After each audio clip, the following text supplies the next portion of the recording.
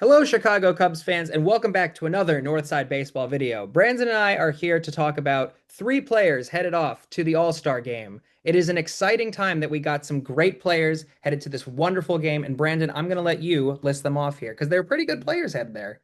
Yes, there are. The Cubs have a really good roster this year. There's quite a few snubs that we'll talk about in a moment, but the guys who are going to the game are really the faces of the franchise this year, so it's no surprise. Pete Armstrong and Kyle Tucker will both be starting in the outfield, which is awesome. I mean, they both had tremendous seasons. Pete Armstrong's a legitimate MVP candidate. Kyle Tucker has is doing what Kyle Tucker normally does. And I think it's their first starting tandem in the outfield in the All-Star game since 2008 when Alfonso Soriano and Kosuke Fukudome both made it, which is a really cool bit of fact. And then as well, Matthew Boyd, who we both made a very strong case for a couple weeks ago in our All-Star picks. We didn't think he was going to make it because we thought that he was going to get overshadowed by the other, the litany of other great pitchers in the National League. But he's more than deserved it. I mean, he's really stepped up with Shodi Imanaga being hurt for a while, with Javier Assad and Justin Steele being out for pretty much the whole season.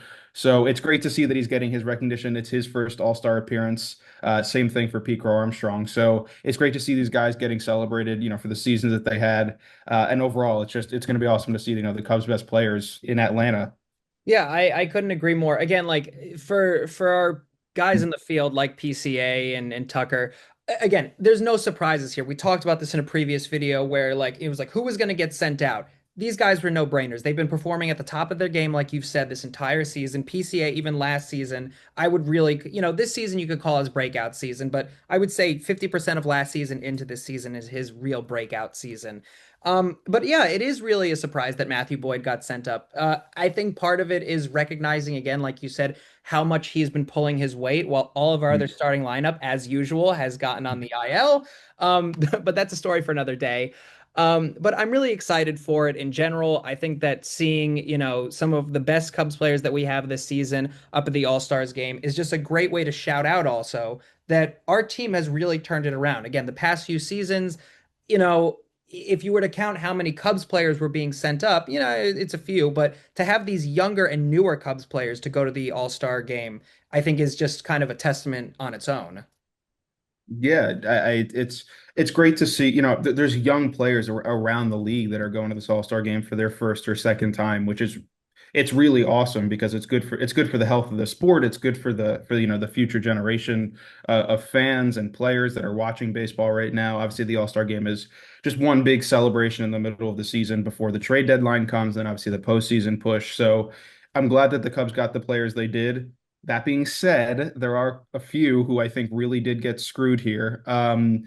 There's one candidate I'll leave off to the side because he really, really got screwed over by the voting and from the players and the fans. But two guys who Ethan and I have been talking about off camera quite a bit are Michael Busch and Nico Horner, who Nico Horner's case was a little bit more subtle because he's a great defender, a great base runner, which aren't the most sexy things to look at for an all-star. Obviously, you want a guy with a bit more power, a guy who, produces a little bit more at the plate. But he's had a great season. He's going to win a Gold Glove most likely, and I think he probably could have been an All-Star in a lesser year at second base for the NL. But Michael Busch has had an unbelievable year. He had a three-homer game on July 4th. He had a home run the following day. He's been arguably the Cubs' best hitter this year in a lineup with Kyle Tucker and Seiya Suzuki and PCA. So it's disheartening to see those guys left out, especially Bush. But again, this is something we've talked about before, where it's just a very competitive thing in the National League, where Matt Olson, Pete Alonso, and Freddie Freeman, who are all also deserving All Stars, made the game at first base. So Yeah. again, it's not a slight to Michael Busch. He's been tremendous this season. He looks like a future cornerstone of the franchise or present cornerstone of the franchise. But even more than him, I think I'll let Ethan run with this. But Seiya Suzuki getting snubbed from the All Star game was really, I think, wrong. Yeah, I mean, look, I'll focus quickly on Nico Horner as well. The guy that will be taking his spot, if you will, if you wanted to call it that, is Ketel Marte.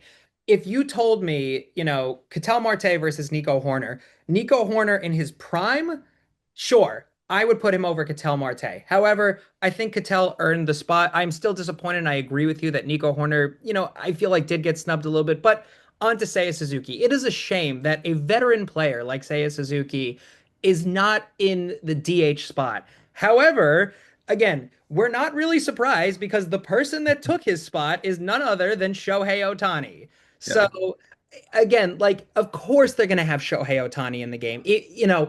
There would have to be extenuating circumstances for Shohei Ohtani not to be in the game. However, it still frustrates me because, like, you could say it for so many players, but for Seiya Suzuki in general, to be part of the NL Central, it really is frustrating just to get snubbed just because, yeah, Otani's great, but I just feel like he's overhyped, not overhyped, because that's the wrong word to say, but I feel like you don't always have to choose the no-brainer option.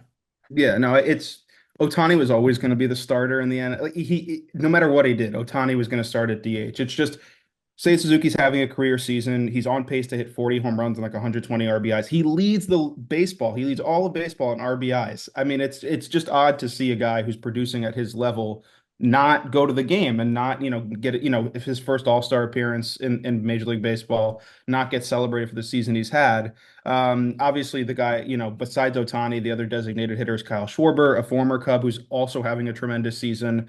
Again, those guys totally deserve it. It's just one of those things where, as a Cubs fan, you want your guys to be the ones who are picked, who are celebrated, who get to go on the stage and get a national audience and prove to everyone why they're at the All-Star game. But as always, we'd love to hear your comments and thoughts on the matter. I imagine most people agree that Seiya Suzuki was a huge snub, but how are you feeling about, the three guys that did get picked? Are there any other snubs that we didn't mention that you'd want to bring up? Let us know. And as always, we'll be responding to every comment.